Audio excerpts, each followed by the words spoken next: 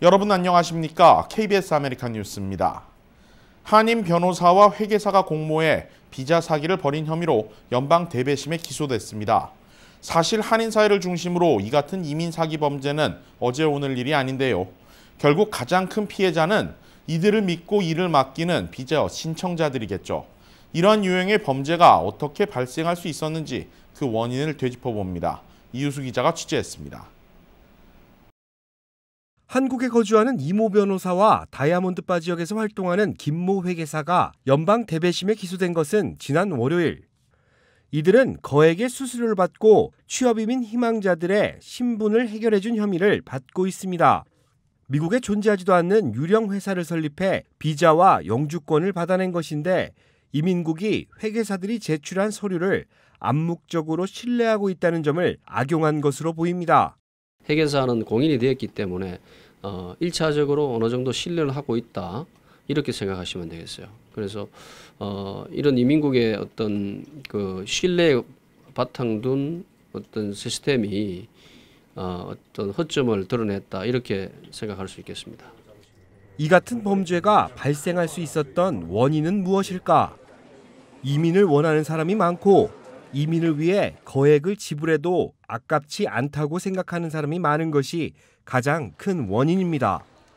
이민법 변호사들의 경우 마음만 먹으면 얼마든지 상식 수준에서 벗어난 요금을 청구하는 게 가능합니다. 이번 사례처럼 고용관계가 명확하지 않은 이민자의 요구가 늘어날 경우 검은 유혹은 더 커질 수 있습니다. 영주권을 받을 수 있는 어떤 계획을 변호사가 다 짜줄 때 일어나는 거예요.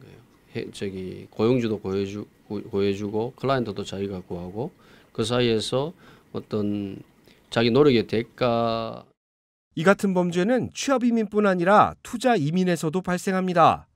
지난 2013년 투자 이민 전문 법률 그룹을 운영하던 한인 이모 변호사는 한국에서 투자 이민 사기 혐의로 체포됐습니다. 40여 명의 투자 이민 희망자들에게 2천만 달러를 받아 착복한 혐의를 받았습니다. 지난해에는 학생 비자 사기로 문제가 된 프로디 어학원에 재학했던 전력이 드러나 미군에 복무 중인 한인 여성이 강제 전역을 당하기도 했습니다. 이민을 신청할 경우 명확한 근거가 존재해야 합니다. 서류를 위조하거나 있지도 않은 사실을 거짓으로 꾸밀 경우 모두 처벌 대상이 됩니다. 제3의 기관에 들어가는 거기 때문에 국세청과 관계가 없다. 이런 서류는 고쳐도 된다라는 일반적인 상식을 가지고 계신 분들이 많이 있으셨어요. 신고를 한 서류를 그것을 고쳐서 새로운 서류를 만든다는 것 자체가 그 위조이기 때문에 위법 사실이 적발될 경우 이미 합법적인 신분을 취득한 경우라도 문제가 됩니다. 관용이 적용된 문제도 아니고 명확하게 사기이기 때문에 그 사기를 통해서 영주권을 받았기 때문에 그 영주권은 분명히 이제 말소가 될 겁니다.